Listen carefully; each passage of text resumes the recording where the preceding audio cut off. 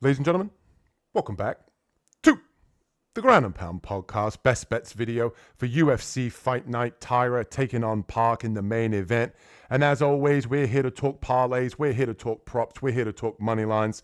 And if you're enjoying the content here on the Ground and Pound podcast, hit that like and subscribe button as we talk about the slam of the week, my most confident parlay, the one that I put the most money on every single week.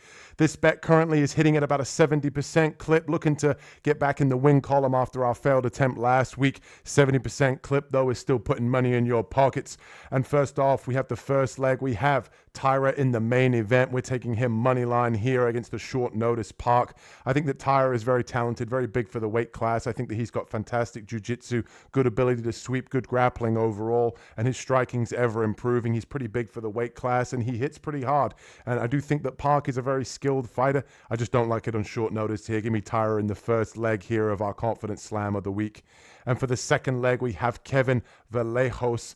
And this kid looks like the real deal, if I'm being honest. His only lone loss to Gene Silva. The kid looks very talented, great boxing power in the hands, has good grappling as well if he wants to fall back on it, but he loves to get it done with the boxing. And he's got a game opponent here in Danny Silva. He also likes to box. Give me Vallejos here in the second leg of our confident parlay to make this one look easy with the hands.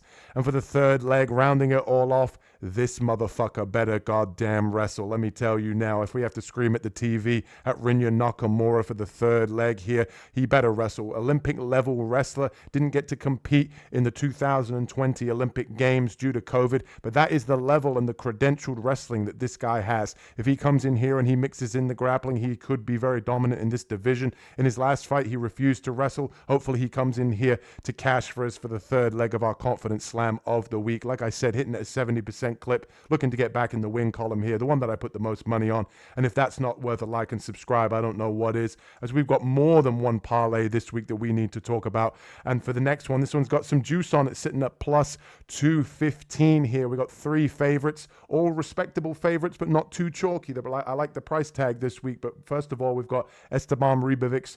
I like him to get it done here. I think that Elvis Brenner is a very game opponent. However, I do think that Esteban Ribovic is very, very talented, good volume on the feet, good striking, has a great chin as he showed off in his last fight. If he wants to mix in grappling, I don't think he will, but he can do it if he needs to. And I think that he's a great addition to this parlay leg here.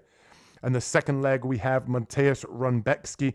And this guy's an absolute dog. If you've never seen that fight against him with Mutabek Orobai, go back and watch it when you get a chance. This guy's very, very talented in the grappling, great wrestling, goes for the submission early, very aggressive early. And the guy can take an absolute beating. He's going to be a little bit undersized here against Chris Duncan, but I think he mixes in the grappling. He's definitely going to be faster. I think he hits a little bit harder than Chris Duncan. I don't trust Chris Duncan's chin. 2 guillotine wins for Chris Duncan back-to-back. He's looked good since moving to American Top Team, but I think this is a step up in competition. Give me Rebetsky here, second leg for our juiced up parlay.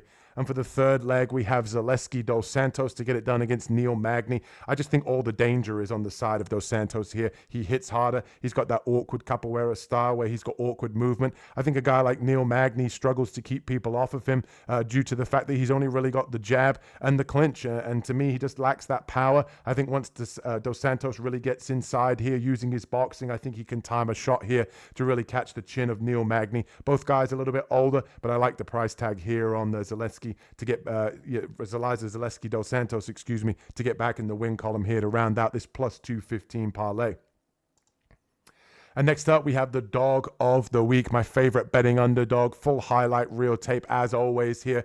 A little tribute to Hulk Hogan as well in this video. Unfortunately, due to copyright issues, I wasn't able to upload this one to YouTube. That full video, if you want to check it out, I'll leave a link in the description. It's over on our Facebook page. It's over on our Instagram as well. I'll leave a link in the description. But this week's dog of the week is Nick Klein, baby, the blue-collar American here. Full highlight reel tape if you guys want to check that one out. Like I said, tribute to Hulk Hogan in that one for the blue-collar American. Nick Klein as well, dog of the week, favorite betting underdog. I think that he makes it 2 for 2 as we had Rena DeRitta last week. I think we also could have cashed as well with Tabitha Ricci as well. She was our pump fake dog of the week for those of you that watched that video with a little psych in there. Both of those ended up hitting at plus money. But this week we got Nick Klein. I like him here to get it done for the underdog, dog of the week.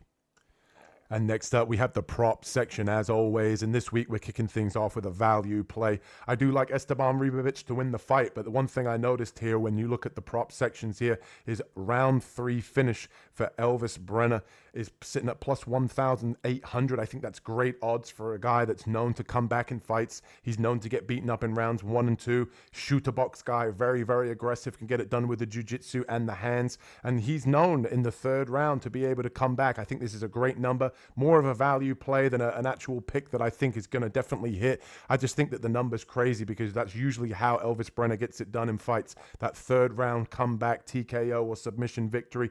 I like the number here. Worth a little sprinkle if you've got a couple of bucks left in your account here. I definitely like this play as a prop section just based on the number. But the second prop of the week, we have Felipe Bunes here by submission sitting at plus 850. This is, again, a little bit more of a play on the number. Bunes has got fantastic jiu-jitsu, great in the scrambles, great arm bars, great setups for his triangles. And even though I do think that Estevam, who is his opponent, is taking this fight on short notice, very wrestle-heavy game plan that he comes in with, because it is short notice, it worries me a little bit because Estevam does get tired in fights, especially in rounds 2 and 3 when he's had that very wrestle-heavy style. If he's going to sit in the guard of Bunes for 3 rounds, especially when he's tired, I do think that there's a chance that he could get caught here. Again, more of a play on the number, more of a play on the value. I do think that Estevam comes in and he's going to be able to mix in wrestling. I think that his grappling is a little bit more control than going for submissions. I don't think that Bunes will necessarily be able to sweep him, but if he's going to lay in this guy's guard, I think that there's an opportunity here for him to find the submission here. So Bunes submission here sitting at plus 850. I think there's value in that for our second prop of the week here on the best bets. And that's all we have time for, ladies and gentlemen. That one flew by. We've got, obviously, let you know what's coming on the channel. We have the dog of the week, the one that I always put the most money on for the dog of the week, my favorite betting underdog. Full highlight reel tape, as I mentioned. I'll leave a link in the description for that one. Check that out on Facebook. Check that out on Instagram here at the Ground and Pound Podcast. And the full card breakdown for UFC Fight Night, Taira taking on Park. Carlos and I do a full card breakdown in detail of each individual fight. Check that out. That will be a link in the description also. And also we have PFL this week. Looking forward to this in the final for the PFL World Tournament 8. We've got the full card breakdown for that as well. Check all of it out, ladies and gentlemen. And as always, if you're enjoying the content, hit that like and subscribe button, and we'll catch you in the next one. Peace.